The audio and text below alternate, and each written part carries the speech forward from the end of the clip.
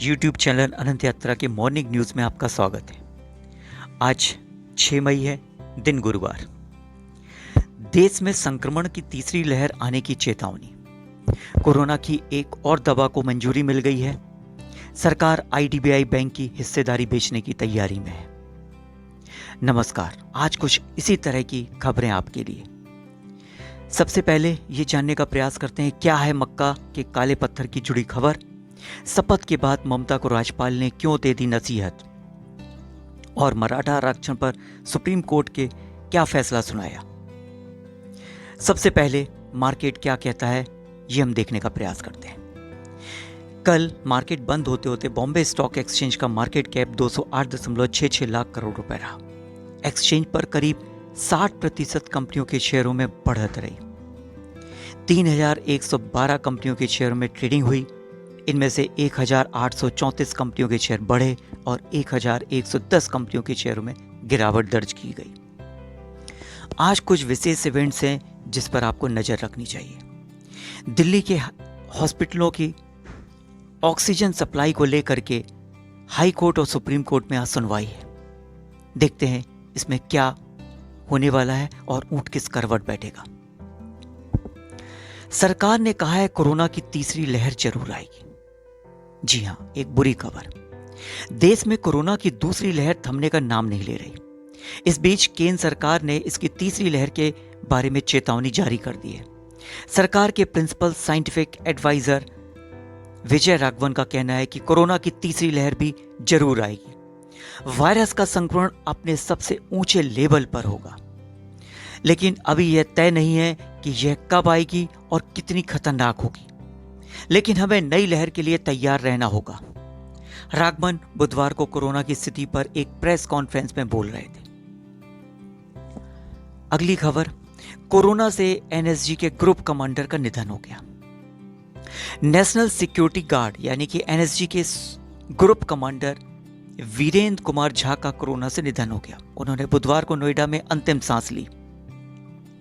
Media reports के मुताबिक वीरेंद्र को समय पर ICU बेड नहीं मिल पाया। वह 22 अप्रैल को पॉजिटिव हुए थे। इसके बाद उन्हें नोएडा के एक हॉस्पिटल में एडमिट किया गया था। 4 मई की शाम अचानक वीरेंद्र की हालत बिगड़ गई। वीरेंद्र जिस हॉस्पिटल में भर्ती थे वहां ICU बेड खाली नहीं था। 55 साल के वीरेंद्र कुमार ने 1993 में बॉर्डर सिक्योरिटी फोर्स यानी BSF ज्वाइन की थी। वह बिहार के रहने वाले थे। अगली खबर, एंटीबॉडी कॉकटेल को इमरजेंसी यूज की इजाजत मिल गई है। स्विस फार्मा कंपनी रोसे की कोरोना के इलाज में इस्तेमाल होने वाली एंटीबॉडी कॉकटेल को भारत में इमरजेंसी यूज की मंजूरी दे दी गई है। कंपनी ने बताया कि central drugs standards control organisation से उसे अप्रूवल मिल गया है। यह अप्रूवल अमेरिका और यूरोपियन यूनियन में इमरजेंसी यूज के लिए दिया गया डेटा के आधार पर मिला है। भारत में इसे बनाने का अधिकार सिर्फ और सिर्फ सिप्ला के पास है। एंटीबॉडी कॉकटेल 2 ऐसी एंटीबॉडी का मिश्रण होता है जो किसी वायरस पर एक जैसा असर करती है। अगली खबर, सुप्रीम कोर्ट ने केंद्र से कहा 20 घंटे में बताएं दिल्ली को ऑक्सीजन कैसे देंगे। दिल्ली में ऑक्सीजन की सप्लाई की देखरेख कर रहे अफसरों के खिलाफ दिल्ली हाई कोर्ट के अवमानना नोटिस पर सुप्रीम कोर्ट ने रोक लगा दी है। कोर्ट ने माना कि अफसरों को जेल भेजने या फिर उन्हें अवमानना के मामले में घसीटने से ऑक्सीजन नहीं मिलेगी। साथ ही मुंबई मॉडल से सीखकर दिल्ली को पूरी ऑक्सीजन देने की कोशिश करने के लिए कहा गया है। केंद्र को करीब करीब 20 घंटे का वक्त देते हुए कहा कि दिल्ली को रोज 700 मीट्रिक टन ऑक्सीजन देने का प्लान गुरुवार सुबह 10:30 बजे तक बताएं। इसी बीच आज की पॉजिटिव खबर, भारत ने अमेरिका से 200 ऑक्सीजन कंसंट्रेटर प्राप्त की है। भारत कोरोना के कहर से जूझ रहा है, यह हम सभी लोग जानते हैं। दिन ब दिन मौत की रफ्तार बढ़ती जा रही है। कोई ऑक्सीजन के लिए तड़प रहा है तो कोई बेड न मिलने के चलते अस्पतालों के बाहर और सड़कों पर दम तोड़ रहा है। ऐसे में मुश्किल लगातार बढ़ती जा रही है और ऐसे मुश्किल हालात में मदद के लिए प्रवासी भारतीय आगे आए हैं।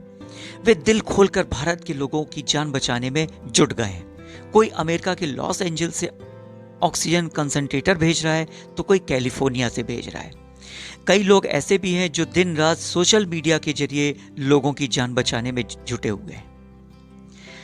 इसी बीच एक और बुरी खबर, सिंगापुर में नया वेरिएंट मिलने के बाद सख्ती बढ़ा दी गई है।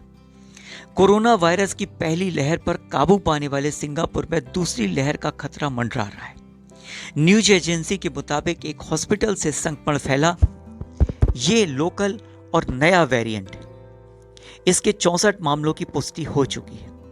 इनमें से एक वेरिएंट वो भी है जो इन दिनों भारत में पाया जा रहा है और जो ज्यादा तेजी से फैलता है। नए मामले सामने आने के बाद एडमिनिस्ट्रेशन ने सख्त कदम उठाते हुए सभी कुछ लॉकडाउन या सील करने की बात को स्वीकार किया है। बॉर्डर पर सख्ती बढ़ा दी गई है। इसके अलावा भीड़ रोकने के लिए कई नियम लगाए जा रहे हैं।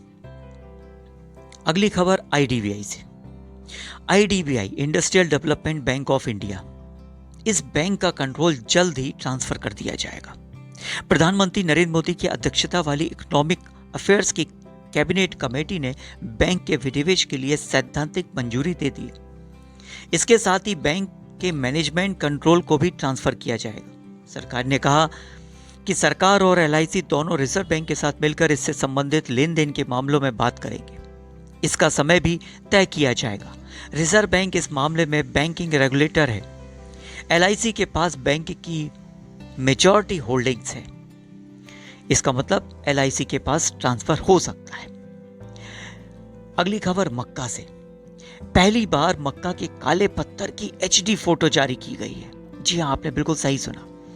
सऊदी अरब स्थित मुस्लिमों के पवित्र धर्म स्थल मक्का से काले पत्थर यानी कि ब्लैक स्टोन की तस्वीरें सामने आई हैं। यह भी पहली बार हुआ है कि खुद सऊदी प्रशासन ने इन्हें जारी किया है। अरबी में इस काले पत्थर को अल हजर अल अस्वाद कहा जाता है। इसका मतलब होता है स्याह या काला पत्थर। इन फोटोग्राफ्स को खास कैमरे में कैद किया गया है। 49,000 मेगापिक्सल की इन तस्वीरों को डेवलप करने में करीब 50 घंटे का वक्त लगा। मस्जिद प्रशासन ने इसके लिए अपनी इंजीनियरिंग एजेंसी की मदद ली थी। अगली खबर लखनऊ से, जो दुखद है। उत्तर प्रदेश की राजधानी लखनऊ में एक ऑक्सीजन प्लांट में ब्लास्ट हो गया, जिससे 3 लोगों की मौके पर मौत हो गई और 7 लोग घायल हो गए। एसीपी विभूति खंड प्रवीण मलिक के अनुसार ऑक्सीजन प्लांट पर यह हादसा रिफिलिंग के दौरान लीकेज की वजह से हुआ। मृतकों में एक प्लांट का कर्मचारी और दूसरा रिफिलिंग के लिए आया व्यक्ति शामिल था। पुलिस कमिश्नर ने हादसे की जांच के आदेश दे दिए। हादसे के वक्त प्लांट के बाहर सैकड़ों लोगों की भीड़ जुटी थी। ये सभी लोग सिलेंडर रिफिलिंग कराने आए हुए थे। अगली खबर बंगाल से। ममता बनर्जी तीसरी बार पश्चिम बंगाल की मुख्यमंत्री बन गई है। शपथ के दौरान मुख्यमंत्री और राज्यपाल के बीच कुछ थोड़ी सी कहासुनी भी हो गई। समय सुबह 10:30 बजे। उस वक्त ममता बनर्जी शपथ के लिए टाउन हॉल पहुंची। यहां राज्यपाल जगदीप धनखड़ ने ममता को शपथ दिलाई। इसके बाद दोनों मीडिया के सामने आते हैं। बंगाल में हो रही हिंसा पर धनखड़ ने कहा कि चुनावों के बाद हिंसा अगर बदला लेने के लिए है तो यह संविधान के खिलाफ है और मुझे पूरी उम्मीद है कि मुख्यमंत्री कानून व्यवस्था स्थापित करने के लिए तत्काल कदम उठाएंगी। अगली खबर नितिन गडकरी से जुड़ी हुई। कोरोना की दूसरी लहर को रोकने के लिए सुब्रमण्यम स्वामी ने प्रधानमंत्री नरेंद्र मोदी को सलाह दे दी। आखिर सलाह क्या थी? बीजेपी से राज्यसभा सांसद स्वामी ने कहा कि प्रधानमंत्री को कोविड के खिलाफ लड़ाई की कमान केंद्रीय मंत्री नितिन गडकरी को सौंपनी चाहिए। उन्होंने सोशल मीडिया पर यह बात लिखी। एक यूजर्स ने इसकी वजह पूछी तो स्वामी बोले कि कोविड से निपटने के लिए इंफ्रास्ट्रक्चर के फ्रेमवर्क की जरूरत है और गडकरी इस मामले में खुद को साबित कर चुके हैं। इस मामले में पीएमओ पर भरोसा करना बेकार होगा। अगली खबर, यदि आपने लोन लिया हुआ है तो शायद आपके लिए सुखद है। कोरोना की दूसरी लहर में रिजर्व बैंक फिर राहत पैकेज लेकर आया है। रिजर्व बैंक के गवर्नर शक्तिकांत दास ने बैंकों से मॉरेटोरियम की सुविधा शुरू करने के लिए बैंकों से कहा है। हालांकि यह बैंकों के ऊपर निर्भर करता है कि वे इसका लाभ आपको देंगे या नहीं देंगे या किस तरह से देंगे, और यह भी उन्हीं के ऊपर है। हम आपको इसमें आगे कुछ और जानकारी दें। आरबीआई ने देश में पहली बार महामारी के कारण देश भर में लॉकडाउन के कारण हुई दिक्कतों से उबरने के लिए 2 साल तक के लोन मॉरेटोरियम की घोषणा की थी। अगली खबर, सुप्रीम कोर्ट ने मराठा आरक्षण पर क्या कहा। सुप्रीम कोर्ट ने मराठा आरक्षण समुदाय को सरकारी नौकरियों और शैक्षणिक संस्थानों में मिले आरक्षण को असंवैधानिक करार दिया है। यह आरक्षण आर्थिक और सामाजिक पिछड़ेपन के आधार पर दिया गया। कोर्ट ने बुधवार को दिए फैसले में कहा कि 50% आरक्षण की सीमा तय करने वाले फैसले पर फिर से विचार की जरूरत नहीं है। मराठा आरक्षण 50% सीमा का उल्लंघन करता है। 2018 में उस वक्त की महाराष्ट्र सरकार ने मराठा वर्ग को सरकारी नौकरी और उच्च शिक्षा में 16% आरक्षण दिया था। कब और कहां होंगे आईपीएल के बचे हुए मैच, शायद आप भी इसके बारे में जानना चाहेंगे। कोरोना के चलते भारतीय क्रिकेट कंट्रोल बोर्ड बीसीसीआई ने आईपीएल स्थगित कर दिया है, लेकिन इसके साथ ही बीसीसीआई के सामने कई बड़े सवाल खड़े हो गए। आगे क्या होगा, टूर्नामेंट के बाकी मैच कब और कहां खेले जाएंगे, अभी जो विदेशी भारत में खिलाड़ी रह रहे हैं उन्हें उनके देश कब और कैसे भेजा जाएगा, और सबसे अहम सवाल, क्या अब नवंबर में होने वाला वर्ल्ड T20 भारत में होगा या कहीं और शिफ्ट हो जाएगा। आप अनंत यात्रा में बने रहें, इस तरह की खबरें आपको लगातार मिलेगी। हाँ, चलते चलते सुर्खियों में और आज क्या क्या रहने वाला है। कोरोना के केस में लगातार कमी के बावजूद महाराष्ट्र में मौतों की संख्या बढ़ती जा रही है। यहाँ बुधवार को 920 लोगों की जान गई। इसी तरह केंद्र सरकार ने राष्ट्रीय खाद्य सुरक्षा अधिनियम NFSA के तहत मई और जून के लिए अतिरिक्त अनाज के आवंटन की मंजूरी दे दी है। इसके साथ ही मुझे आज्ञा दीजिए, धन्यवाद। Subscribe now and press the bell icon. Never miss an update.